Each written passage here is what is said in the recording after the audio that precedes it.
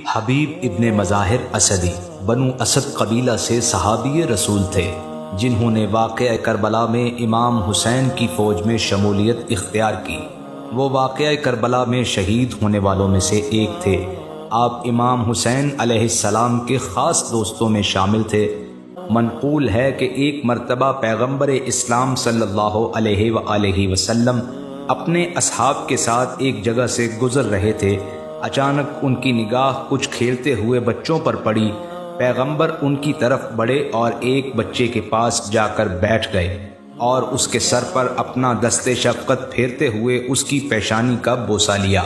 اصحاب پیغمبر نے اس عمل کا سبب پوچھا تو آپ صلی اللہ علیہ وآلہ وسلم نے فرمایا، ایک روز میں نے دیکھا کہ یہ بچہ میرے حسین کے ساتھ کھیل رہا تھا اور اس کے پیروں کے نیچے کی خاک اٹھا کر اپنے چہرے اور آنکھوں پر مل رہا تھا، لہٰذا میں اس کو اس لیے چاہتا ہوں کہ یہ میرے حسین کو چاہتا ہے، اور جبریل نے بھی یہ بتایا ہے کہ یہ بچہ واقعہ کربلا میں میرے حسین کے انصار و مددگار میں سے ہوگا۔ وفات پیغمبر اسلام صلی اللہ علیہ وآلہ وسلم کے بعد آپ امام علی علیہ السلام کا دامن تھامے رہے، چونکہ آپ نے بارہا پیغمبر علیہ السلام سے سنا تھا کہ میں شہر علم ہوں اور علی اس کا دروازہ ہیں، لہٰذا جو بھی شہر علم میں آنا چاہتا ہے وہ دروازے سے آئے۔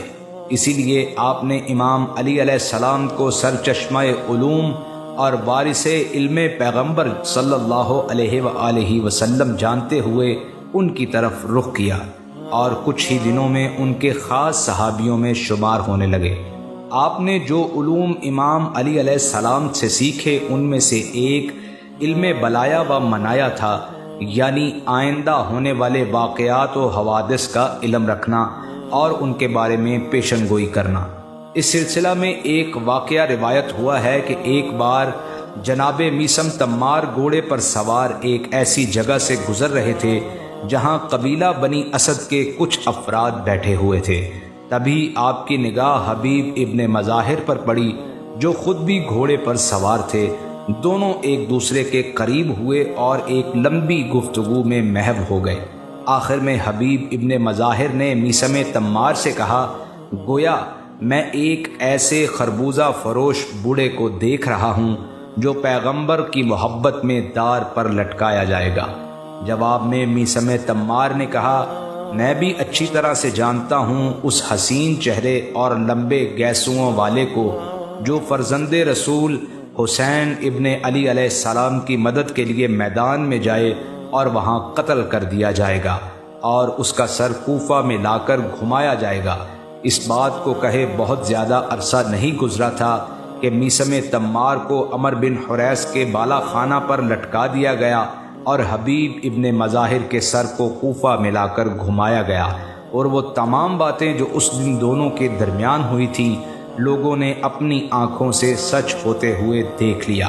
آپ کی زندگی بالکل پاک و صاف تھی۔ آپ کی دنیا سے بے رغبتی اور زہد کا عالم یہ تھا کہ آپ کی خدمت میں کافی مال و دولت پیش کیا گیا کہ جنگ کربلا میں شریک نہ ہوں، مگر آپ نے اسے قبول نہیں کیا اور فرمایا، میرے پاس رسول اسلام صلی اللہ علیہ وآلہ وسلم سے کہنے کے لیے کوئی ایسا عذر نہیں ہے جس کی بنیاد پر میں زندہ رہوں اور فرزند رسول کو قتل کر دیا جائے۔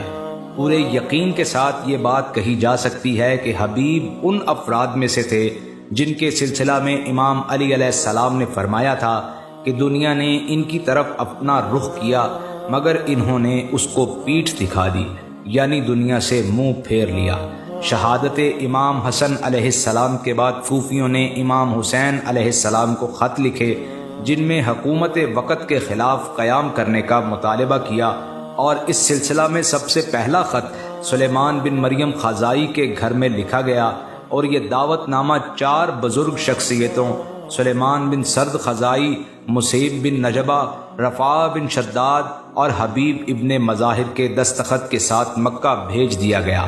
تاریخ میں ملتا ہے کہ حبیب ابن مظاہر نے ابتدا سے ہی واقعہ کربلا کے لیے مسلم بن اوسجہ کے ساتھ اپنے آپ کو آمادہ کرنا شروع کر دیا تھا اور اس سلسلہ میں کسی بھی طرح کی کوئی کوتاہی نہیں کی۔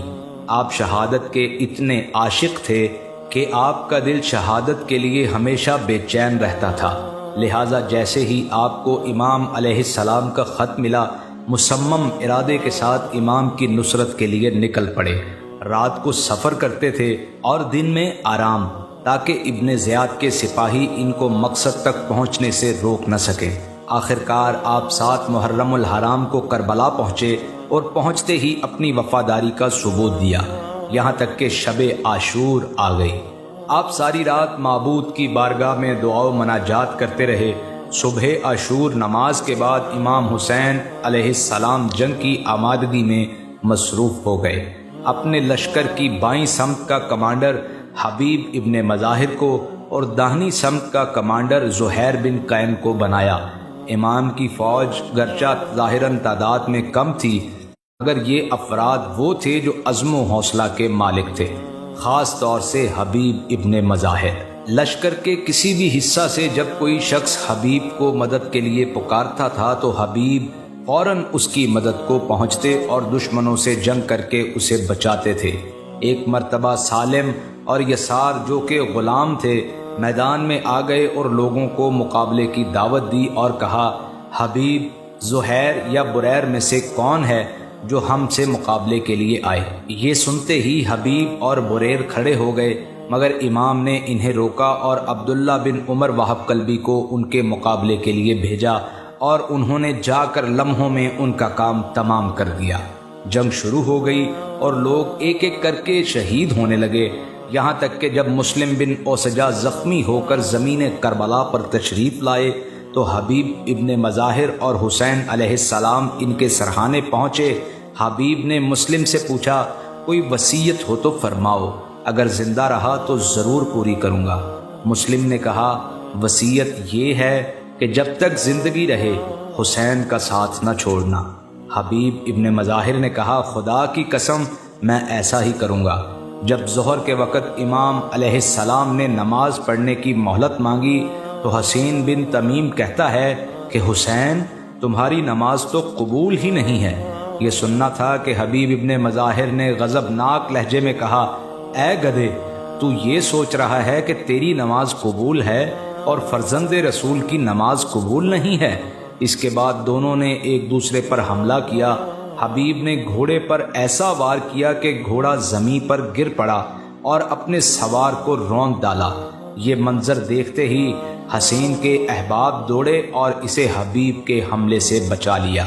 تب حبیب نے ان سے خطاب کر کے کہا، اے نام و نسب کے اعتبار سے بدترین لوگو، خدا کی قسم اگر ہماری تعداد تمہارے برابر ہوتی تو تم سب کے سب میدان جنگ چھوڑ کر بھاگ جاتے۔ آخرکار انتظار کی گھڑیاں ختم ہوئیں اور وہ مجاہد بوڑھا ہونے کے باوجود جوانی کے جذبات کے ساتھ ننگی تلوار لے کر دشمنوں میں آتا ہے اور ان کو تہہ تیغ کرتے ہوئے یہ رجز پڑتا جاتا ہے، میں حبیب ابن مظاہر ہوں۔ جب جنگ کی آگ بھڑک گئی تو میں اکیلا میدان جنگ میں آیا ہوں، گرچہ تم لوگ طاقت و قوت کے اعتبار سے کثرت میں ہو، مگر میں تم سے زیادہ قوی اور وفادار ہوں۔ تقریباً 62 لوگوں کو واصل جہنم کیا، مگر اچانک بدیل بن مریم افغانی نے آپ پر حملہ کیا اور آپ کی پیشانی پر ایک تلوار ماری، اس کے بعد نیزے سے آپ پر حملہ کرنا شروع کر دیا۔ جب حبیب ابن مظاہر گھوڑے سے زمین پر آئے، آپ کی داڑھی خون سے رنگین ہو چکی تھی۔ اس کے بعد بدیل نے آپ کے سر کو تن سے جدا کر دیا۔ آپ کی شہادت امام علیہ السلام اور ان کے ساتھیوں کے لیے بہت شاق تھی۔ حبیب کی شہادت نے امام پر ایسا اثر ڈالا کہ آپ علیہ السلام نے فرمایا، میں اپنا اور اپنے ساتھیوں کا اجر خدا سے چاہتا ہوں۔